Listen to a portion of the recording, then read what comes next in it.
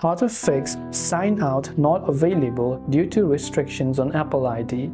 Now, the problem you are having is quite simple. Maybe you're trying to open up settings, tap on your Apple ID profile from the very top, and then you scroll down, you're trying to sign out, but it says not available due to restrictions. The primary reason why this happens is due to content and privacy restrictions within screen time on iPhone. So open up settings and look for the option called screen time right here.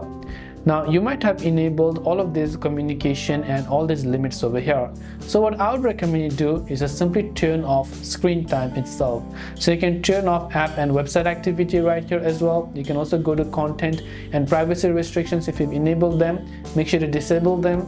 And after you've done that, if possible, just try to turn off screen time as of itself. Then when you turn off screen time and then you try to sign out, now you should be able to sign out without any issues on iPhone.